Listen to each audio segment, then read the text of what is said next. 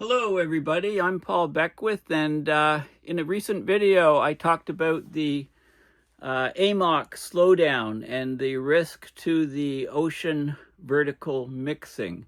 Vertical mixing in the ocean is vital because the water near the surface exchanges with the air, so it's heavily oxygenated.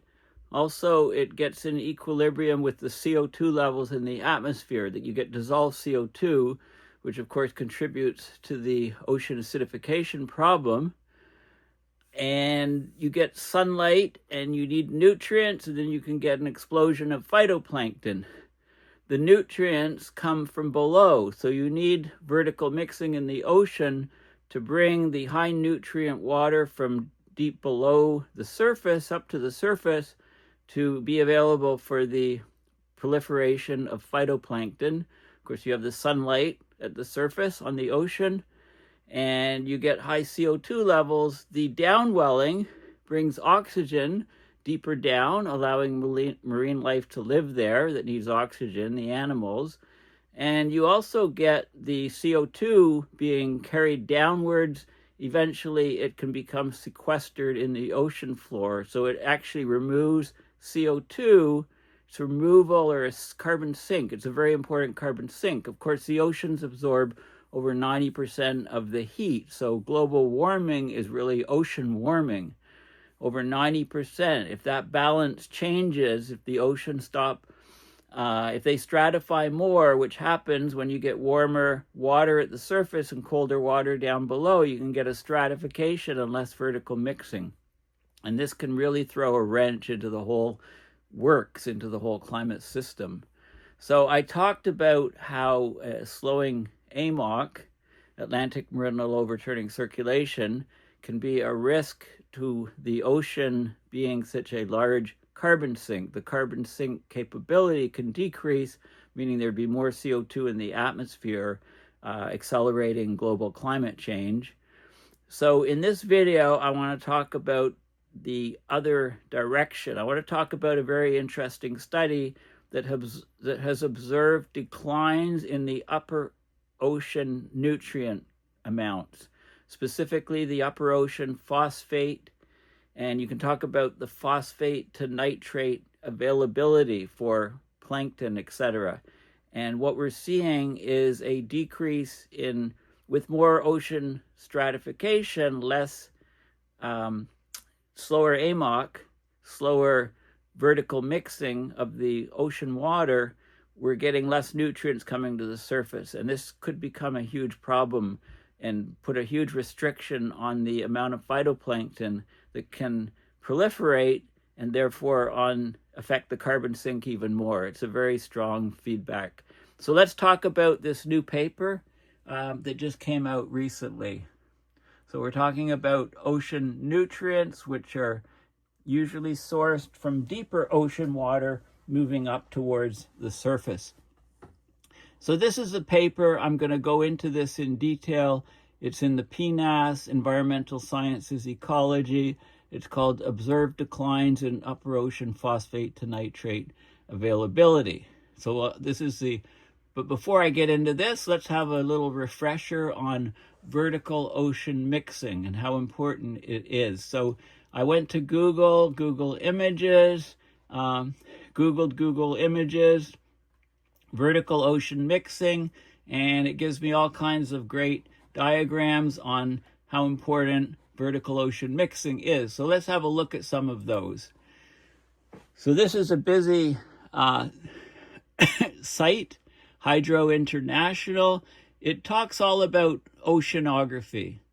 Okay, sort of the basics of oceanography, chemical oceanography, what marine chemists do, ocean acidification, oceanographers studying ocean resources, physical oceanography, studying the relationship between the ocean's physical properties, history of oceanography, what oceanographers do, etc. So it's a good primer website. And I like the diagram here because it shows all different aspects of the ocean. You can see ocean advection currents, horizontal current. You can see interactions, river inputs here affecting coastlines, absorption of CO2 causing acidification, heat transfer. Of course, 90% of the heating is into the oceans because the oceans cover such a vast area on the surface of the earth. We've got evaporation of seawater, forming low-level clouds when there's condensation nuclei, fewer condensation nuclei, fewer low-level clouds, dimethyl sulfide exchanges, infrared radiation captured, being heating up, of course, the effect of winds in horizontal or advective currents, but also in vertical mixing, sensible heat heat transfer. If you get the water heating up from the solar radiation, then that water can circulate and go deeper and transfer heat to different levels. You've got wind stress causing different circulations, near surface shear and micro breaking, penetrating radiation going deeper into the ocean, wave current interactions, and then you can get internal waves. You've got the different, surface ocean, mid-ocean, deep ocean. And then you get the biology of it. You get aerosols, you get halogens, salts, surfactants, wave effects, CO2 exchanging, CO2 going up into the atmosphere, going into the water. So the CO2 balance, different predators, phytoplankton, zooplankton, bacteria, all of these different interactions, deep consumers. There's the CO2, organic carbon going down to the seafloor, going into the biology, into the life. But you need vertical mixing in order to get these components happening, and with climate change and warming of the surface, you get less vertical mixing, slowing down all of these processes. And you can go down and get the deep sea. If you get organic carbon going to the deep floor from the carcasses of animals that die, from animals excreting, etc., they can go into the sediments which build up.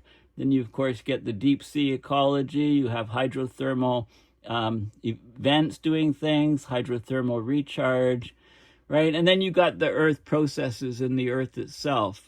Here you get wind-driven coastal upwelling, different layers of water. We have gas hydrates down here, benthic bottom stuff, pelagic sort of mid-ocean exchanges of material and interaction, sediment burial, groundwater inputs, and so on. And then you get the volcanic nature of the earth itself.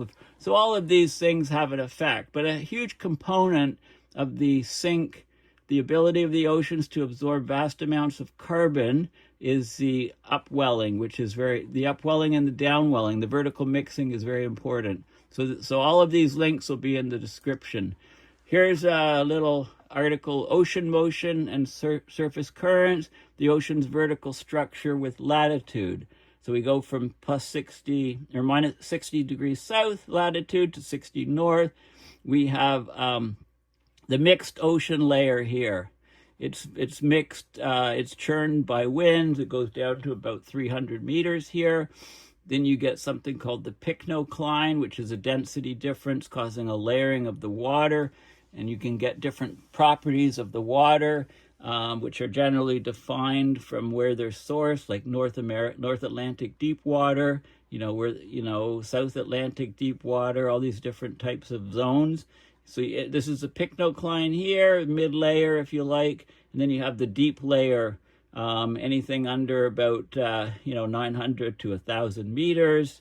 It's shallower at the equator, deeper, maximum at about, 35, 40 degrees latitude. And then you get the deep ocean here. So you get this layered structure. We can talk about stability and vertical stability. We can talk about stratification and so on. So there's all of these different ocean properties which come into play. This is ocean mixing processes. This is an interesting slideshow. The impact of ocean mixing on the biogeochemistry, climate, and ecosystem. And so we've got the ocean thermohaline circulation. We've got the upper water, I think the Gulf Stream, the North Atlantic deep water. We've got the Antarctica bottom water, Pacific deep water. We can talk about, there's very little. Mostly we're familiar with what's happening in the Atlantic, with the Gulf Stream, the North Atlantic, the water sinking down. But in the Pacific, it's also very important to the global system. And we don't understand, deep water upwells, but this upwelling in the Pacific is not so well understood from the Pacific deep water. And you can talk about mixing processes. This is North Atlantic. There's lots of sinking water that comes down. But what happens in the North Pacific? We can talk about different wave action in different layers, currents and tides, internal wave generation, the different heat exchange processes. We get advection or water moving across the bottom topography, and that affects some vertical mixing deeper down. These are some of the vertical mixing impacts. So you get phytoplankton growth, CO2 absorption, then you get the bacteria and stuff eating it, or zooplankton eating the phytoplankton and then excreting or dying, bringing carbon down to the deeper. But we need nutrient upwelling. We need nutrients to get up to the surface so that the phytoplankton can actually grow. And they talk about the productivity. So the highest biological productivity is actually in the western North Pacific. It's the world's highest biological CO2 absorption. 26% of the fisheries catch occurs in only 6% of the sea surface area. So it's up in this region.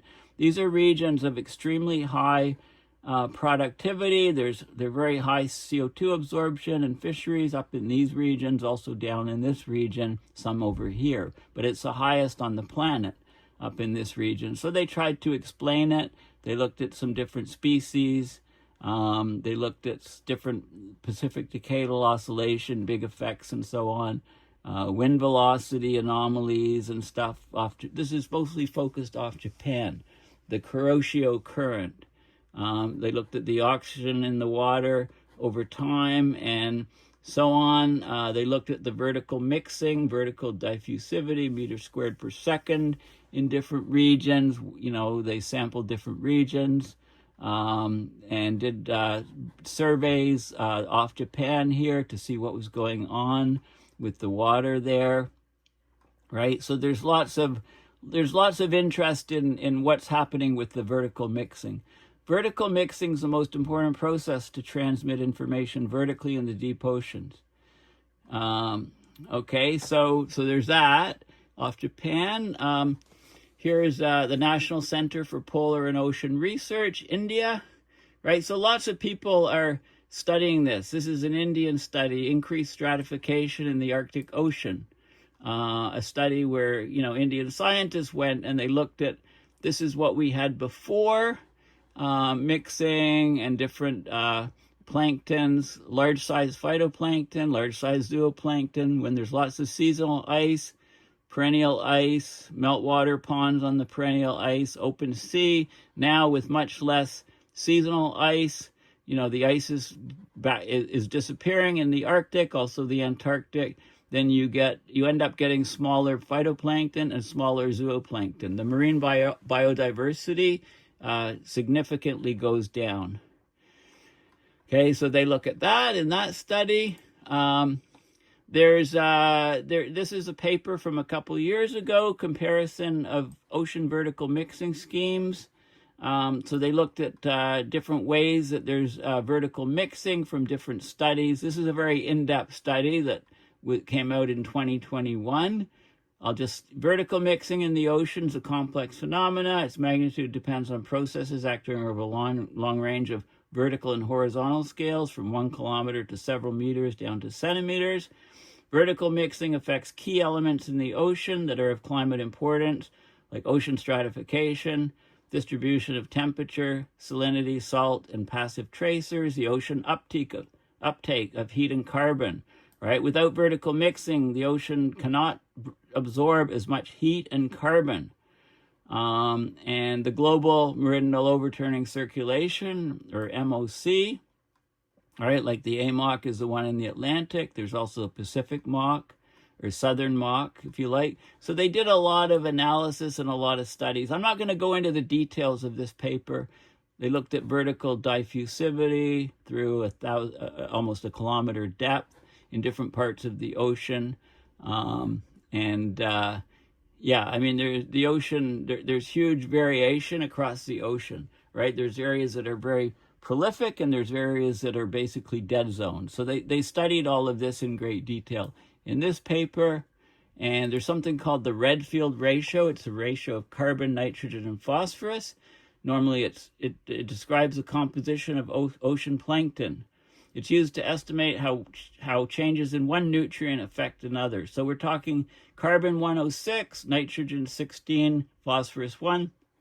This is known as the Redfield ratio, the ratio of the elements that we see in the phytoplankton. So what we're showing in this new paper is that the phosphorus is in decline. And if it's in decline and you don't have enough, then you can't get a healthy phytoplankton. And I just wanted to also define oligotrophic. Oligotrophic waters are nutrient-poor ecosystems with low levels of nutrients, so you get limited plant and algae growth, and you get clear, often deep water in these. And I just also want to point out that there is an asymmetrical carbon response due to the ENSO effects, the La Nina versus El Nino. So we think of the ocean as a sink for carbon, and it brings up the nutrients. When there's an La Nina or an El Nino, that complicates the global carbon budget. So there's asymmetries. So what we mean is there's asymmetries in the ocean carbon magnitude, the spatial distribution, and the duration of the sinks in the tropical Pacific Ocean from ENSO. La Nina enhances ocean CO2 outgassing. So there's more CO2 coming out of the ocean during the cool La Nina phase by about 0.1 to 0.2 petagrams of carbon per year. There's a broader poleward extension. It goes to 15 south and 15 north, and it lasts for up to 3 years for a La Nina. When we get an El Nino, there's reduced outgassing, 0.2 to 0.4 petagrams of carbon per year. There's a narrower poleward extension, 10 south to 10 north in latitude, and it only lasts for 1 year. And the air-sea carbon flux anomaly, it shifts westward during the La Nina and eastward during the El Nino. So these asymmetries are attributed to different wind, precipitation, and ocean circulation anomalies between these different phases of ENSO. Okay, but there's an imbalance. So when there's there's a huge variation in carbon flux, CO2, that goes deep into the ocean, depending on which phase of the ENSO we're on. By the same token, there'll be a large difference in the nutrients that come up to the surface because what goes down has to balance what goes up.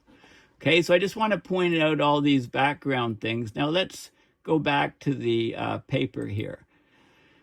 Okay, so they've seen declines in the upper ocean phosphate to nitrate. So phosphate relative to nitrate. So climate warming is increasing ocean stratification or layering of the ocean. It's reducing vertical mixing. So it should decrease the nutrient flow to the upper ocean from deep down. This may slow marine primary productivity, causing cascading effects throughout the food webs. Observing changes in upper ocean nutrients is challenging because the surface concentrations of the nutrients are often below the detection limit, so we can't detect them, we can't measure them, so we can't see how they change. So this paper shows that the nitracline depth, that's the nitracline, isoclines, there are different levels or layers in the ocean. So the depth of the nitracline, that's where nutrient concentrations reach well-detected levels. It's tied to productivity, upper ocean nutrient availability. So they quantify these nitracline depths from a global database They do it specifically for nitrogen and also for phosphorus, two very important nutrients for phytoplankton. So they look at trends in global nutrient availability between 1972 and 2022.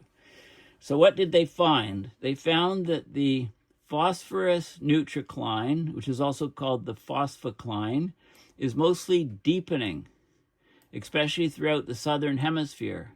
So there's less and less phosphorus near the surface, which is very bad for phytoplankton. They found that the nitrogen nitracline, called the nitracline, is mostly stable. Okay, Earth system model simulations support the hypothesis that reduced iron stress and so more availability of iron and increased nitrogen fixation buffer the nitrocline, so it doesn't change much, but not the phosphacline. So when there's more stratification, there's some buffering and fixed nature of the nitrogen in the shallow water, but not phosphorus. When there's increased stratification, the phosphorus takes a big hit. So these trends are expected to continue in the coming decades with more warming that would lead to increasing phosphorus stress for phytoplankton, but not nitrogen stress. There's important ramifications for the ocean biogeochemistry and food web dynamics. Less phosphorus, less phytoplankton. Okay, so this is nitrate and phosphate are key nutrients for ocean ecosystems, and Earth system models predict that increasing ocean stratification or layering due to climate warming is decreasing upper ocean nutrient supply. This trend can substantially reduce phytoplankton productivity and in turn negatively impact the entire marine food web. Climate-induced declines of the nutrient supply coincide with reduced productivity throughout the geological record when you look back in deep time. Okay, but we haven't been able to measure the expected decline in the present day surface nutrient available because the problem is that the changes in the nitrate and phosphate are often below our ability to detect them. They're below detection limits. We know that we should be dropping phosphorus, but if we can't detect the concentration at the surface, how do we know it's dropping or not? Both nutrients increase with depth. So there's where we can measure them at depth, it's called the nitracline depth. So we get a well-detected concentration. It's below the surface where light limits the photosynthesis, so these remineralized nutrients can accumulate. So this depth is like a proxy for nutrient availability. And it's, of course, very much linked to stratification. So what we're finding is that with stratification, they talk about the red field proportions of the different minerals. And remember, I gave the red field ratio here. It's a carbon, nitrogen, phosphorus ratio. You need that one phosphorus, and these other things are more abundant for the plankton. If you don't even have one phosphorus, then you can't have healthy plankton, phytoplankton. Okay, so this is very important. Okay, so let's have a look. So these are nitracline depths. That's the Z. Okay, so this is Z for nitrate, and it's showing the depth, and it shows the pattern of the different elements in the ocean. So this is the depth of the nitrocline, if you like, in the ocean, and the darker red are deeper depths. In those locations, shallower here. This is for the phosphates. Okay, so the phosphates are, you can see them here. And this is the difference of them. This is the difference of the nitrates minus the phosphate. So you can see areas that are, this area has reduced, well, these areas are all abundant nitrates, much more so than phosphates, except for this area where it kind of switches around. But this is a key figure here. So this is showing this is the trend in meters per year of how much that the nitracline changes. So for the nitrate, it's a nitrocline, and for the phosphates, it's the phosphacline. And what we're seeing is this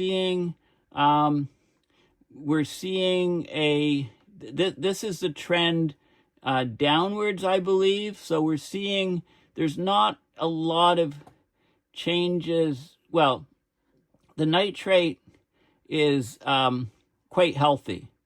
Okay, it's actually fine, but the positive number means that we're deepening the phosphate, the phosphocline.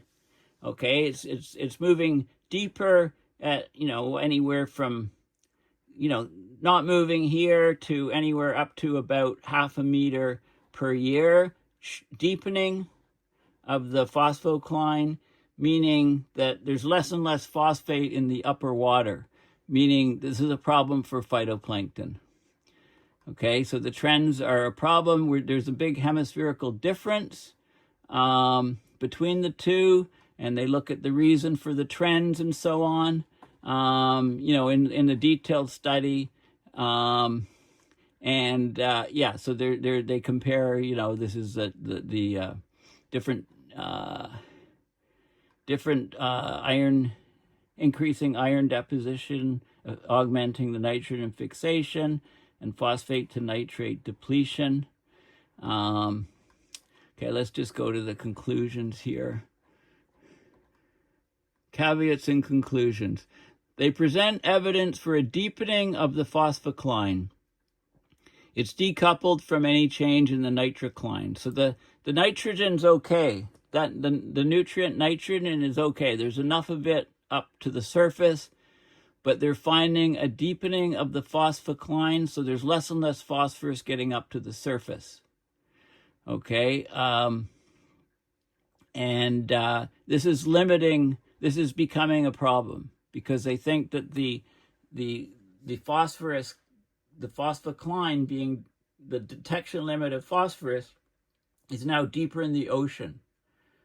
Okay, so that means there's less and less phosphorus near the surface, and we need phosphorus. It's a key nutrient for phytoplankton growth. Okay, so what they're doing, they compare different ocean basins and so on, and they talk about some of the details, but that's the key factor. That's the only thing I really want you to get out of this paper is all here. Okay, they're finding strong evidence that the P-nutricline, the phosphacline, is deepening, especially throughout the southern hemisphere. And this is becoming a problem for phytoplankton growth in the ocean. It has huge ramifications for the ocean biogeochemistry and also for the food web dynamics. Because if you don't have the phytoplankton, as we get global warming, we get stratification of the oceans, we don't get the nutrients coming up from below to the same level they did before, so we get less phytoplankton, therefore we get less zooplankton, and we get less basic life in the ocean, which then, trickles up cascades up through the entire food chain. So this is becoming a problem. They expected it to happen with ocean stratification, but it's been difficult to measure. But this is a study based on direct observed declines in the upper ocean phosphate availability, which could become a severe problem, like I said, for the growth of phytoplankton in the oceans, which are vital for maintaining the huge sink of carbon in the ocean. To have those phytoplankton absorb the CO2 and then be eaten by zooplankton, and then a lot of that carbon is sequestered to the deep ocean floor by various methods.